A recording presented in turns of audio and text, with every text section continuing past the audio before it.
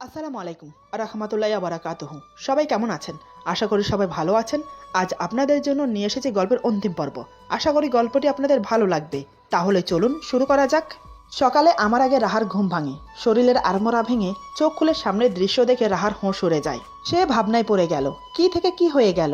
রাতে তো আমি নামাজ পড়ছিলাম, যত সম্ভব নামাজ পড়তে পড়তে ঘুম চলে এসেছিল, কিন্তু আমি বিছানায় এলাম কি করে? আমার তো নামাজের ওখানে থাকার কথা ছিল, তাও আবার এমন অবস্থায়। কিন্তু আমার এমন অবস্থা হলো কি করে? আসলে সকালে ঘুম থেকে উঠে রাহা দেখে সে আমার বুকে ঘুমোচ্ছে। আমার বুকে ঘুমোচ্ছে তাও ঠিক ছিল, কিন্তু ওর শাড়ির আঁচল আমার পিঠের নিচে, পা থেকে হাঁটুর উপর কাপড় উঠে আছে। মোট কথা পুরো শাড়ি অগোছালো হয়ে আছে। এটা দেখে সে আরো অবাক হলো। এমন অবস্থায় সে উঠতেও পারছে না। কি করবে সে এখন ভেবে পাচ্ছে না। কিন্তু এটা বুঝতে বাকি রইল না যে আমি ওকে নিচে থেকে উপরে এনেছি। নানান কথা চিন্তা করতে করতে হঠাৎ ওর চোখ পড়ল আমার দিকে। আমার ঘুমন্ত চেহারার দিকে তাকিয়ে সে হতবাক হয়ে যায়। অপলক দৃষ্টিতে তাকিয়ে থাকে আমার দিকে। অজান্তে আমার দিকে তাকিয়ে মুচকি হেসে উঠল। মনে মনে খুব খুশি হলো আমাকে এত কাছে পেয়ে। এমন তো অবস্থায় আমাকে ছেড়ে উঠতে ইচ্ছে করছে না ওর, কিন্তু তারপরও উঠতে হবে, কারণ আমার আবার চায়ের সময় হয়ে গেছে, আর এমনিতেও অনেক দেরি হয়ে গেছে ঘুম থেকে উঠতে। তাই সে ওঠার চেষ্টা করলো, কিন্তু শাড়ির আঁচল আমার পিঠের নিচে পড়ে থাকার কারণে কোনোভাবেই উঠতে পারছে না। একটু এদিক থেকে ওদিক হলেই পুরো শাড়ি খুলে যাবে। আমাকেও ডাকতে পারছে না, কারণ তার বুক উন্মুক্ত হয়ে আছে। তাই কি করবে ভাবতে ভাবতে একসময় সে শাড়ির আঁচল টানতে শুরু করলো। তাতেই হলো বিপত্তি। রাহা শাড়ির আঁচল জোরে টানতেই হঠাৎ আমি গড়িয়ে মেঝেতে পড়ে যাই, কারণ আমি খাটের পাশেই শুয়েছিলাম। আমাকে পড়ে যেতে দেখে রাহা শাড়ি ছেড়ে আমাকে ধরতে চাইলো, কিন্তু তার আগেই আমি পড়ে গেছি। ঘুমন্ত অবস্থায় মেঝেতে পড়ে আমার নাজেহাল। ঘুম ঘুম ভাব নিয়ে উঠে বসলাম। এদিকে রাহা তাড়াতাড়ি করে কাপড় ঠিক করে উঠে দাঁড়ালো। তারপর দৌড়ে এসে আমার দিকে হাত বাড়িয়ে বলে, সরি, আমি বুঝতে পারিনি। আসলে আমার শাড়ির আঁচল আপনার পিঠের নিচে পড়ে গিয়েছিল, সেটা টানতে গিয়ে এমনটা হয়েছে। প্লিজ আমাকে ক্ষমা করে দিন। আমি কোনো কথা না বলে ওর হাত ধরে উঠে বিছানায় বসলাম। কোমরে ব্যথা পেয়েছি, তাই কোমরে হাত দিয়ে বসে আছি। রাহা বুঝতে পারলো আমি কোমরে ব্যথা পেয়েছি। সে দেরি না করে ডয়ার থেকে মলম বের করে নিয়ে এলো। আমাকে কোনো কথা বলতে না দিয়ে বিছানায় শুইয়ে দিল। তারপর আমার টি শার্ট উপরে তুলে মলম লাগিয়ে মালিশ করতে লাগলো। এটা দেখে তো আমি বেশ অবাক হলাম। মেয়েটি কি করছে? আমার থেকে অনুমতি না নিয়ে নিজের অধিকার খাটাচ্ছে। আমি বললাম, এই কি করছো তুমি? রাহা বলে, কি করছি দেখতে পারছেন না? কোনো কথা না বলে চুপচাপ শুয়ে থাকুন। আমাকে মলমটা দিয়ে মালিশ করতে দিন, দেখবেন কিছুক্ষণের মধ্যে ব্যথা কমে গেছে। আমি বললাম, কিন্তু? রাহা বলে, কোনো কিন্তু নয়, আর হ্যাঁ, আজ অফিসে যাওয়ার দরকার নেই। আমি ভুরু কুচকে ওর দিকে তাকালাম। আজ সকাল সকাল কি হলো ওর? আমাকে অফিসে যেতে না করছে, কিন্তু কেন? আমি বললাম, কেন অফিসে যাব না কেন? আর তুমি এটা কি করছো?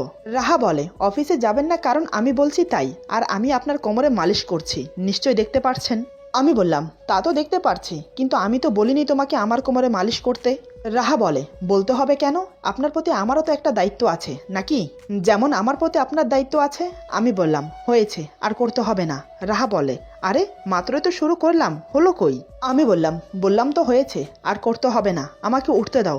রাহা বলে, এত কথা কেন বলেন? চুপচাপ শুয়ে থাকতে পারেন না? রাহাকে আমার মুখে মুখে জবাব দিতে দেখে আশ্চর্য হলাম। আজ ওর চোখে মুখে ভয়ের লেশ মাত্র নেই। আমি বললাম, দেখো তুমি কিন্তু বেশি বাড়াবাড়ি করছো। আমার কথা শেষ হতে দিল না। হঠাৎ রাহা চট করে এসে আমার কলার চেপে ধরে আমার মুখের উপর ঝুঁকে পড়ে বলে, বাড়াবাড়ি করলে কি করবেন শুনি, বলুন কি করবেন? হঠাৎ রাহা আমার কলার ধরে মুখের কাছে ঝুঁকতেই আমি চোখ বন্ধ করে নিয়েছিলাম। আসলে আচমকা এমন করাতে আমি ঘাবড়ে গিয়েছিলাম। ধীরে ধীরে চোখ খুলে রাহাকে এত কাছে দেখে বিস্ময়ে অবাক হয়ে গেলাম। তারপর সে আমার কলার চেপে ধরে বুকের সাথে বুক মিশিয়ে ঝুঁকে আছে। তাতেই আমার হার্টবিট বেড়ে গেল। শরীরের অন্যরকম একটা অনুভূতি ছেয়ে যাচ্ছে। আমি চোখ মিটমিট করে ওর দিকে তাকিয়ে আছি। মুখ দিয়ে কোনো কথা বের হচ্ছে না। রাহা বলে, কি হলো? বাড়াবাড়ি করলে কি করবেন আপনি, বললেন না যে? আমি আমতামতা করে বললাম, কি করব মানে? তার আগে তুমি বলো, তুমি আমার এত কাছে এসেছো কেন? আমাকে ছাড়ো বলছি। রাহা আমার কলার আরো শক্ত করে চেপে ধরে আমার দিকে আরো ঝুঁকে পড়ে বলে, ছাড়বো না। কি করবেন আপনি? ভুলে যাবেন না আপনি আমার স্বামী। কথাটা বলতে বলতে আমার নাকে নাক ঠেকালো। তাতে করে আমার অস্বস্তি আরো বেড়ে গেল। এই মেয়ে কি করছে? কি সকাল সকাল কি শুরু করেছে? আমি বললাম, দেখো। রাহা বলে, দেখছি তো, মন ভরে দেখছি। আমি বললাম, আমি সে কথা বলছি না, আমি বলতে চাইছি যে। রাহা বলে, বলুন না, আমি শুনছি তো। কোন জ্বালায় পড়লাম রে বাবা আজ। এই মেয়েটা তো আজ আমাকে শেষ করে দেবে। এমন মনে হচ্ছে আমি আজ ওর জালে ফেসেছি। ধীরে ধীরে আমি আমার নিয়ন্ত্রণ হারিয়ে ফেলছি। তারপরে নিজেকে স্বাভাবিক রাখার চেষ্টা করলাম। আমি বললাম, আমাকে ছেড়ে দাও, আমি অফিসে যাব, এমনিতে অনেক লেট হয়ে গেছে। রাহা বলে, বললাম না আজ অফিসে যাবেন না? আমি বললাম, কিন্তু কেন? আমি তো ঠিক আছি। রাহা আমার গালে আঙ্গুল ঘোরাতে ঘোরাতে বলে, ঠিক থাকলেও আপনি যাবেন না, আজ সারাদিন আমার সাথে সময় কাটাবেন। বিয়ে হয়েছে পর্যন্ত শুধু ইগনোর করেছেন, আজ থেকে সেটা চলবে না, আমি যা বলবো সেটা শুনতে হবে। আমার অধিকার স্বেচ্ছায় না দিলে জোর করে আদায় করব, আর আজ আমাকে ঘুরতে নিয়ে যেতে হবে। রাহার সাহস দেখে সত্যি আজ আমি হতভ্রম হয়ে পড়েছি। এই মেয়েটি আমার কলার চেপে ধরে আমার মুখের উপর এতগুলো কথা কিভাবে বলছে? এত সাহস পেল কোথা থেকে? এক রাতের মধ্যে কি হয়ে গেল ওর?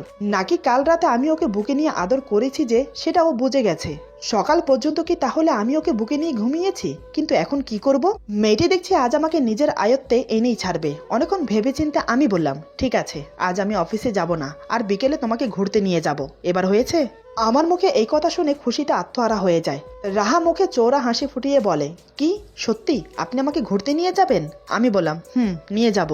রাহা বলে, আমার তো বিশ্বাসই হচ্ছে না যে আপনি আমাকে ঘুরতে নিয়ে যাবেন। তবে আজ কিন্তু অফিসে যেতে পারবেন না, সারাদিন আমার সাথে সময় কাটাবেন। কি থাকবেন তো? কথাগুলো মলিন মুখ করে বলে রাহা। আমি বললাম, আজকের দিনটা তোমার, আজ আমি অফিসে যাব না, আর তুমি যা বলবে তাই শুনবো। কি খুশি তো? আমার কথা শুনে রাহার চোখ মুখ উজ্জ্বল হয়ে উঠল খুশিতে। আজ যেন সে না চাইতেও আকাশের চাঁদ পেয়ে গেছে হাতে। রাহা বলে, আমি জানতাম আপনি আমার কথা রাখবেন, মনে মনে এই বিশ্বাসটুকু ছিল আমার। আজ আমি অনেক খুশি যে আপনার মতো একজন মানুষ আমার স্বামী। আপনি অনেক ভালো, তাই তো আমি আপনাকে এত ভালোবাসি। কথাটা বলে সাথে সাথে আমার গালে একটা চুমো দিয়ে আমার উপর উঠে শুয়ে পড়ে, দু হাতে শক্ত করে জড়িয়ে ধরে রাখে। আজ ওর কথা শুনে এবং ওর মুখ থেকে ভালোবাসার কথা শুনে নিজের প্রতি নিজেকেই খুব অসহায় লাগছে। মেয়েটি কত সহজভাবে অনায়াসে বলে গেল সে আমাকে ভালোবাসে, আর আমি প্রতিনিয়ত তাকে অবহেলা করছি। ভালোবাসা তো দূরের কথা, আজ ওর ছোঁয়ায় আমাকে আরো আকৃষ্ট করছে ওর প্রতি। ওর মিষ্টি চেহারাটা দেখে খুব মায়া হচ্ছে। পাগলিটি আমাকে কিভাবে জড়িয়ে ধরে রেখেছে। রাগ হওয়ার বদলে অজান্তে মুখে হাসি ফুটে উঠল। আমি ওকে কিছু বললাম না, কেন জানি না আজ ওর ছোঁয়া আমার খুব ভালো লাগছে। মন চাইছে আরো কাছে পেতে, আরো কাছে। যতটা কাছে আসলে দুজন মানবী একে অপরের সাথে মিশে যায়, এমন করে কাছে পেতে চাই। রাহা এখনো আমার বুকে মাথা রেখে আমাকে জড়িয়ে শুয়ে আছে। আমি না পারছি ওকে কিছু বলতে, না পারছি নিজে থেকে ওকে আলাদা করতে। হঠাৎ মনে পড়লো কাল রাতের কথা। আমি বললাম, রাহা, কাল মধ্যরাতে জায়নামাজে বসে কি করছিলে বলো তো? রাহা বলে, জায়নামাজে বসে মানুষ কি করে আপনি জানেন না? আমি বললাম, তার মানে তুমি নামাজ পড়ছিলে কি, তাই তো? রাহা মুখ গুমরা করে বলে, কিন্তু পড়তে পারলাম কই, তার আগেই তো আমার ঘুম চলে এসেছে। ওর কথা শুনে আমি আর হাসি থামিয়ে রাখতে পারলাম না। শব্দ করে হো হো করে হেসে বললাম, তুমি যে ঘুম কাতরে, তুমি পড়বে মধ্যরাতে নামাজ? এই বলে আবার হেসে উঠলাম। আমাকে হাসতে দেখে রাহা রেগে গেল। রাহা বলে, আপনি হাসছেন, এটা কিন্তু ঠিক না। আমি বললাম, আরে রাগ করছো কেন? আমি তো মজা করছিলাম, রাগ করো না। আচ্ছা ঠিক আছে, আজ থেকে তুমি আমার সাথে নামাজ পড়বে, ওকে? কিন্তু তার আগে তোমাকে 5 ওয়াক্ত নামাজ পড়তে হবে। 5 ওয়াক্ত নামাজ না পড়লে তাহাজ্জুদ নামাজ পড়ে কোনো ফায়দা নেই। তবে আমি এটা বুঝতে পারছি না, সব নামাজ ছেড়ে তুমি তাহাজ্জুদ নামাজ কেন পড়তে গেলে সবার আগে? রাহা বলে, আমি হাদিসের বই পড়ে জেনেছি তাহাজ্জুদ নামাজ নিয়মিত পড়লে আল্লাহ বান্দার মনের বাসনা পূরণ করে, তাই আমি তাহাজ্জুদ নামাজ পড়তে চেয়েছিলাম। রাহার মুখে এটা শুনে আমি তো খুব আশ্চর্য হলাম। মনের বাসনা পূরণ করার জন্য তাহাজ্জুদ নামাজ পড়ছিল? কি এমন মনের বাসনা যার জন্য এত আগ্রহ ওর? আমি বললাম, তা কি তোমার মনের বাসনা, আমাকে বলবে? রাহা বলেন, না, বলা যাবে না, সেটা আমার ব্যক্তিগত।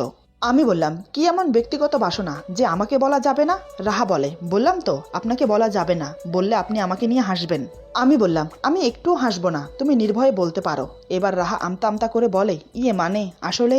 আমি বললাম, বলো আসলে কি? রাহা আমাকে শক্ত করে জড়িয়ে ধরে বলে, আসলে আমার বাসনা আপনাকে পাওয়ার জন্য, আপনার ভালোবাসা পাওয়ার জন্য। এই জীবনে যা চেয়েছি তা পেয়েছি, কোনো কিছু পাওয়ার বাকি নেই, আর শুধু আপনাকে নিজের করে পাওয়ার বাকি আছে। রাহার কথা যত শুনছি তত অবাক হচ্ছি। তার চেয়ে বেশি অবাক হচ্ছি ওর সাহস দেখে। সে আমার উপর শুয়ে আমার বুকে মাথা রেখে নির্ভয়ে কথাগুলো বলছে। আজ ও যা করছে সেটা আমার কল্পনার বাহিরে। এদিকে ধীরে ধীরে আমার হাত পা শীতল হয়ে আসছে, একটু একটু করে নিজের নিয়ন্ত্রণ হারিয়ে ফেলছি। এতক্ষণ পর্যন্ত সে আমাকে জড়িয়ে ধরে আছে, কিন্তু এখনো আমি ওকে জড়িয়ে ধরিনি। এবার আর পারলাম না, ওর মায়ার বাঁধনে আটকে পড়লাম। ওর কথার জালে আষ্টে পিষ্টে জড়িয়ে পড়েছি আমি। সত্যি মেয়েটা জাদু জানে, কথার জালে ফাঁসিয়ে নিজের ভালোবাসা হাসিল করতে খুবই মাহির। এবার আমি ধীরে ধীরে 2 হাতে রাহাকে শক্ত করে জড়িয়ে ধরলাম, নিঃশব্দে ওর কপালে চুমু এঁকে দিলাম। আমি বললাম, তুমি আমাকে এত ভালোবাসো?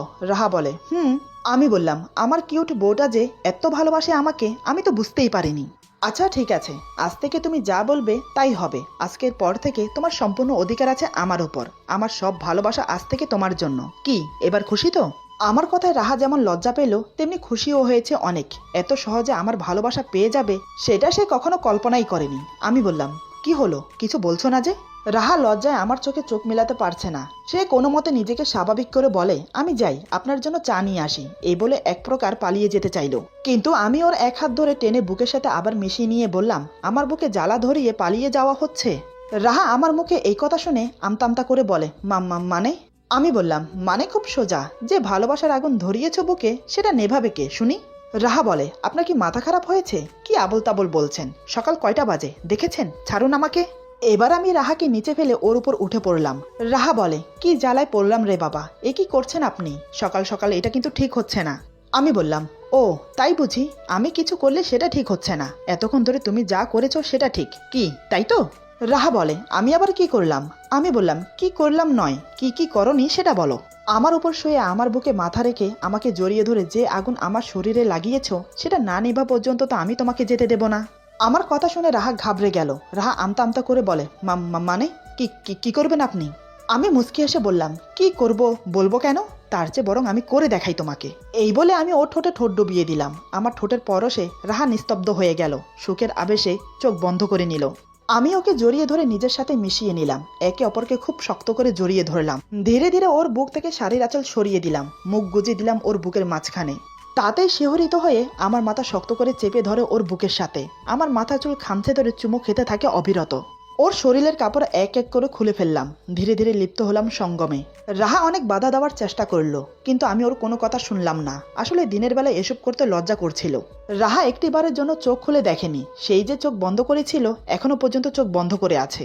এইদিকে আমার মুখে পরিতৃপ্তির হাসি। যৌন মিলন যে এত সুখময় আগে জানতাম না।